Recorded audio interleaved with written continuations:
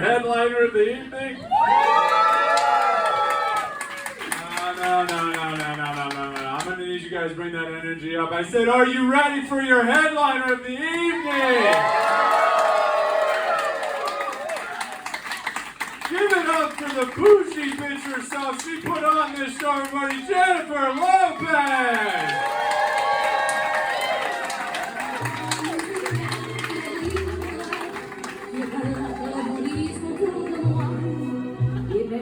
How we doing? Keep it going for your host, Zach Marmalade, everybody. You did a fantastic job, Zach. I'm proud of you. Can we give it up one more time for all of our comedians that may have to go to dinner tonight? You guys killed. Now quick, lock the doors. I'm a vampire. Don't worry, it's not gonna all be like that. It's so dumb, but like, I mean, how dumb is too dumb, right? Because you never want to go full, you know, batshit, right? How are we doing tonight? It's really nice. I mean, this is amazing that you guys all came out here. I thank you so much. And it's really nice to be here with all your beautiful fucking smiling faces. Like, it just brings me so much joy. You know? That thing that's hard to come by these days. Joy. Well, I hope to bring you a little joy this evening. And I know I might not be everybody's cup of tea. So, for those of you that do not enjoy my act, well, I hope that you find some joy in talking shit about me on your way home, okay? Go for it, like, be my guest, be my guest.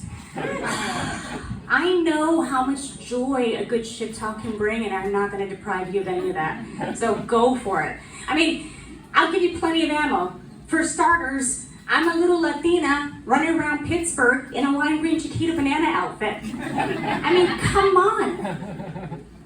Tits look great though, right? Tend to look great. And some of you might be wondering, like, nice time to be a brown lady, right? But I actually haven't been the target of any kind of discrimination or hate so far, right? And I'm kind of starting to feel a little left out here, guys. Like, what's a brown girl gotta do other than just exist, huh? And then I got a name like Jennifer Lopez. Yes, you did hear that correctly. Jennifer Lopez is in the motherfucking house! Thank you. But please hold off on getting any kind of autographs because people tend to get me confused with that Puerto Rican broad, J-Lo. And I don't think we look anything alike. Do you? Right? Not really. The green outfit and the lighting's kind of weird. Let me give you a better angle. 1 second. How about now? Brown lady with the same name, same brown hair, same brown eye. The resemblance is uncanny. Nah, I'm more of a underdeveloped J-Lo Kremlin. Do you guys remember that 1984 classic? Man buys his son a gift in Chinatown but does not heed the warning. Do not get it wet. Do not feed it after midnight. Well, familiar with that? Well, that is my origin story. Yep. Multi-million-dollar singer, songwriter, dancer, actress Jennifer Lopez, J-Lo, was so hungry for attention that she decided to take herself a little late-night dip. And then she had herself a little late-night snack. And then she popped out a couple little J-Lo gremlin babies and spread them across the world. So now, our job as a little Jennifer Lopez of the world is to try new things. And let's say we get good at something. We give her a call to the mothership and we're like, hey, J-Lo, how about you try comedy, for example, right? I know. Can you guys imagine if J-Lo did comedy? It would just be one more thing she's not good at. I know, I'm sorry, J-Lo. I'm kidding. She's a very, very talented lady, okay? I'm not that much of a hater. But speaking of haters, we got any women haters in the house? There's always at least one. I just have a question. What's the going rate for a hand job these days? 25. That's what I heard. Like 25 is what I kind of heard, right? Any incels care to chime in and confirm? $1 more, $1 less? Nah. I wouldn't peg them to be at this show because I think the only way they would watch this is they can live stream this from their mother's basement, jerk it off into a Charlie Sheen hand puppet. Like, it's gotta take some work to get them off. They gotta be happy. And just to clarify, I don't hate men. I know sometimes I give those vibes, but my husband's a man. His brother's pretty cool, he's here too. My dad means well, and my son's my boy. I mean, like, I don't hate men, you know? Like, I grew up a tomboy. So before there was they, them, there was us. You understand? There was us. Yeah, it's always been us. It's always been multiple. But, don't mind me. These lights are kind of getting me. Whew. All right. Where am I? The VFW in Dormont. That's right. And then where am I? Women haters. Got it. So, I idolized you men growing up. You know, being a woman meant having to endure pain or discomfort in order to be beautiful, right? And I didn't want any of that stuff, you know? I wanted to wear baggy clothes, I cut my hair short, I did karate, like I was as tomboy comes. But truly, I am and always have been a lady, a practical lady. You know, baggy clothes so they can't see that you've got tits and they leave you alone. Short hair so they think you're a boy from behind and they don't catcall you as much. Right? Doesn't really work around churches, okay? In the eyes of the Lord and priests, we are all equal opportunity. And obviously karate, so I can chop a motherfucker if they try to touch me. But yeah, I don't hate men. I don't hate men. I just understand you. I'm very familiar with you. And I learned over the years that it doesn't matter what I wear, what I say, what I do. Boys will be boys. You know, and if that's the case, I'm gonna say, and I'm gonna do, and I'm gonna wear what I want, right? Comes with consequences. You have to be okay with the consequences, and that is, my friends actually started calling me a lady of the night. Yeah, because I roam around, you know, Pittsburgh at night in this bougie clown suit for these comedy gigs. And call me crazy, but I don't like to be compared much to a sex worker. No offense if anybody here is in the audience. You take a load off the rest of us. So if anything, thank you for your service. It's more the thing that they get paid more than we do sometimes. Yeah. Sometimes these comics don't even get paid for these gigs. That's why we're running these shows, so we can actually pay the talent. Right? Because they can spend the next, you know, days, hours, months working on these 5 to 10 minute sets. You guys are great. Fantastic. I love everyone. I do. Or they can spend under 5 minutes giving Randy a handy behind the dumpster of an Eden Park. Dignity is lost either way, but at least someone's getting paid tonight. Alright, we'll get a little story time. So, I grew up in South Central Los Angeles at the height of like gangs and the war on drugs. A war that I still suffer PTSD from, because every time I light up a joint, I feel like I'm a criminal. Like, these kids don't know how good they have it these days. Just lighting up a joint whenever they fucking want. I know, in front of the cops, yeah, whatever. And my mom came here from El Salvador when she was 14 to escape a civil war. Because when there is war, there is, everybody with me now? Rape. That's right. Rape, we all got it. and she was a young girl just primed for the raping. So they shipped her off towards the United States. And then my dad, well, he came here in the trunk of a car from Mexico, which is not that exciting. Which is why you can't just go calling every wetback or every Mexican a wetback, because if they didn't cross the Rio van, they did not earn that name. That shit is badassery. Like, people pay money and do, like, they train for the Tough Mudder, which is just like a border crossing simulation for white people. It needs to be earned. So no, we just don't put it in the trunk of the car. So I grew up in Los Angeles, South Central again, around the brownies and the blackies, let's say. I myself am a brownie. Clearly not the Girl Scout cookie kind, but the kind that can fuck up a bag of hot Cheetos, knowing very well that it's going to give you diarrhea. But it doesn't matter, because it's totally worth it. And your asshole has trained for this. So first 18 years, South Central brownies, blackies.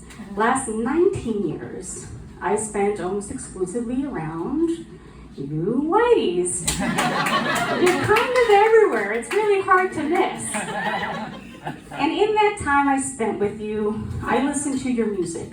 You know, I definitely had a 40-year-old yacht rock dad face, and my hands instinctively go up whenever Sweet Caroline. Where are my white people at?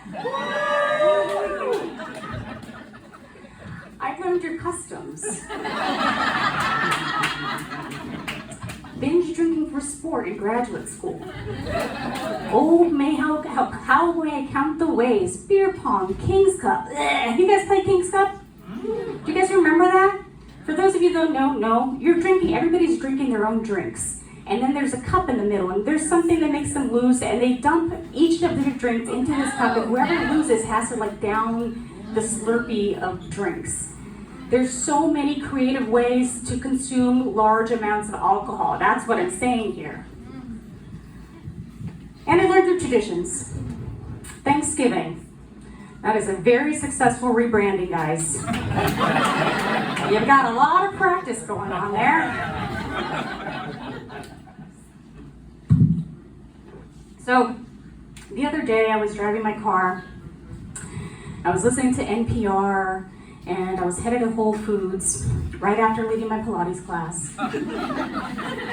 And my mom calls, and I tell her all about my day, and then she starts crying. And I'm like, Mom, what's going on? Like, are you okay? And then she tells me, like, Mija, daughter, I'm afraid. And I'm like, what is happening? Like, I've never known this bitch to cry, let alone be afraid of anything. Like, did something happen to my brother? Like, did he get detained or worse?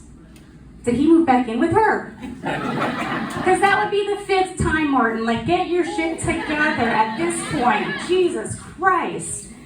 But no, she's like, Mija, I'm afraid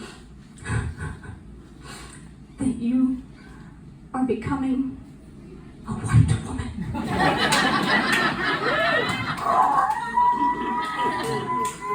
I pulled my car over so fast, and I spit my honey lavender ultimate latte all over the floor, because I knew exactly what she was talking about. I was becoming a white woman. I had entered my midlife crisis. And I myself am not white, okay, but really the only white in me is from colonial times, or on occasions my beautiful, handsome, wonderful, magical, kind, dirty Jew of a husband. He's gardening all the time. He's filthy. He's filthy. And then the Jew part, he actually doesn't want to be, he doesn't want to identify as being a Jew these days. And, because you can do that. And I tell him, honey, you can't escape who your people are, you know, no matter how ashamed you might be at the moment.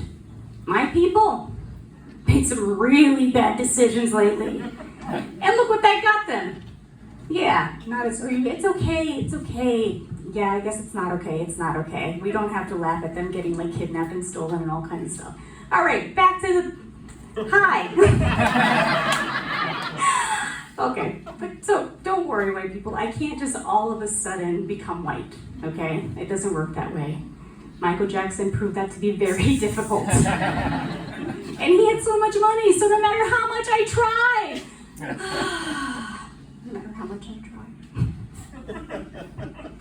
I like you guys. Pittsburgh, like, before Yins, I only knew, let's call them rich whites, okay? Out of like Los Angeles, San Francisco, Seattle, right? And you guys are hands down my favorite so far. Like, give it up for yourselves.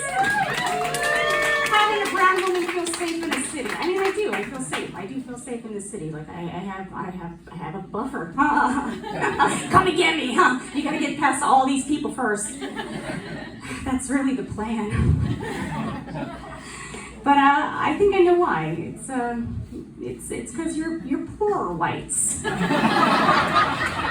Yeah, and like, don't get me wrong, like, you don't have a trust fund kind of white, right? Like, no one got away with murder because their daddy had enough hush money, right?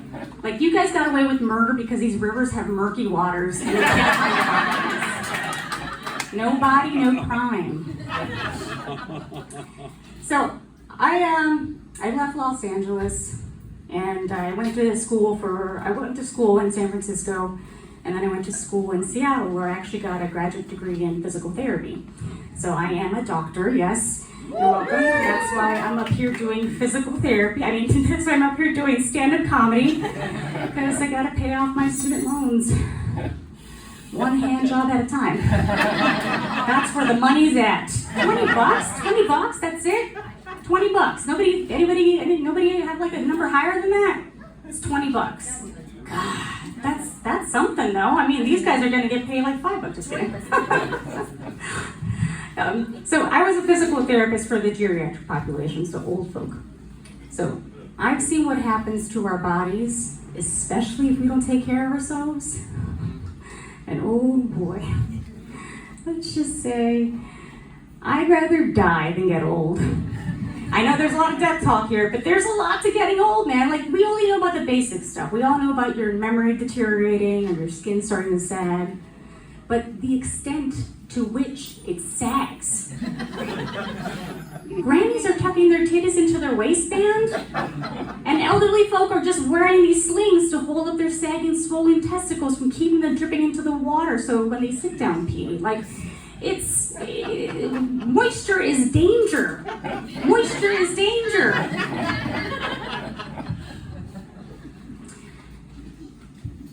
But the thing that no one really talks about, which I'm kind of, do you know that your innies can become outies and your outies can become innies? Anybody talk to you about that? Well, if I could take a moment to just give you some professional advice, I'd like to encourage everyone here to eat their fiber. Do not bear down when you go, okay?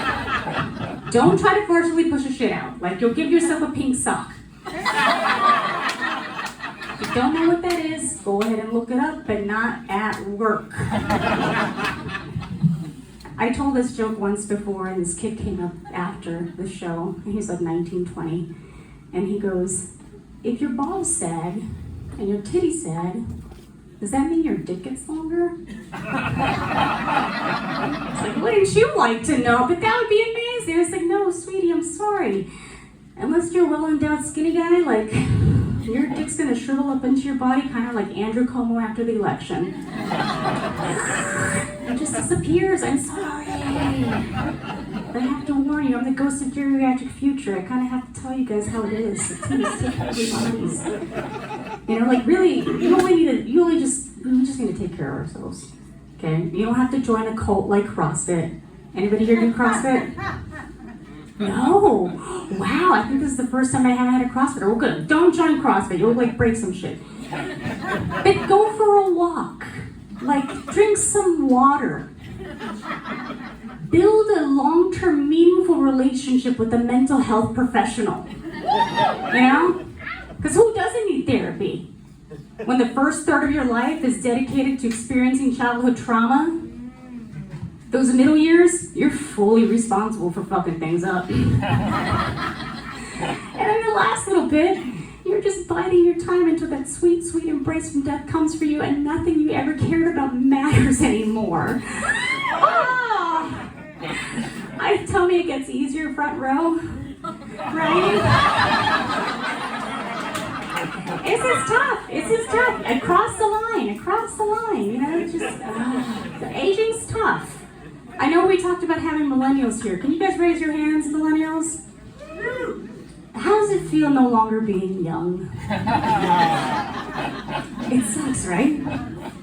Like having to wonder whether what you're wearing is age appropriate or not, you know? But what the fuck is age appropriate? We grew up in the 90s with Zach's first victim, child beauty queen, John Benet Ramsey, setting the standards. Come on, people. Like, can we at least agree? Stop trying to make children sexy, okay? Can we agree on that? Yeah. Those who are afflicted with wanting little kids do not need any help in closing that mental gap, right? Like, we've all seen Dateline or Had an Uncle. It sucks. It happens so often that I think there's at least one person in this room that needs to hear my advice. Stop fucking the children. Just stop. For those of you not clapping, stop fucking the children, please. Be a hero, like Ripley in Aliens 3. Do you guys remember that? Yes. So bitch has a little alien living inside of her, capable of destruction, right? And you know what she does? She throws herself in the hot vat of molten metal. Yeah. That thing rips outside of her, trying to it's determined to cause so much trauma. But she grabs it like a football, and she jumps into the vat, and she lets it die with her. So, I'm not telling you to kill yourself. Unless you're fucking children, then yes, go ahead and kill yourself. But can you please just let it die with you? Please and thank you. All right, that's my PSA. Don't worry, guys, it's almost over because we've reached the end of the show, or Chef Chrissy would say the tip of the dick of the show. And to leave you with this. So, with everything that's going on in this world, bombings, racism, child diddling, I think it's important to join like a movement or a group of people to be a part of, you know, kind of help chip away at all this mess and build community. Why not? And I recently stumbled upon this one. It's called free bleeding. Anybody heard of that? So it's when somebody doesn't use any kind of female sanitary products like a pad, tampon, or anything like that during their period. I know. And some people are doing it because they're too sensitive, right? It can cause like skin rashes. Some do it because they can't afford it, right? It costs a lot of money to be a lady. And then some are doing it to destigmatize the sight of period blood. I'm gonna let that soak in for a little bit. These ladies are literally painting the town red. I know, it's a vampire's wet dream.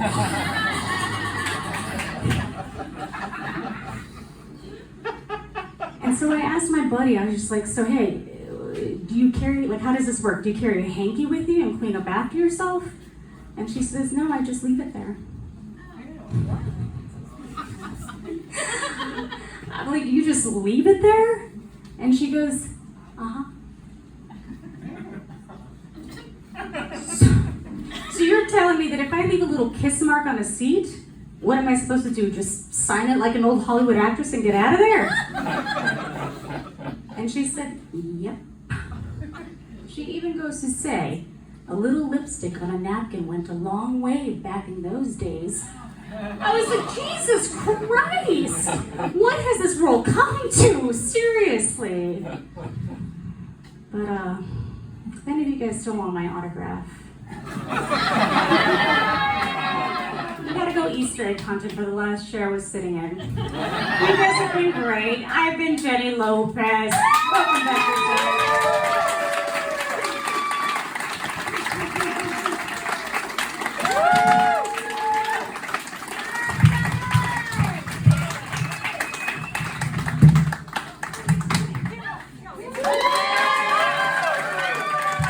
Keep it going for Jenny Lopez.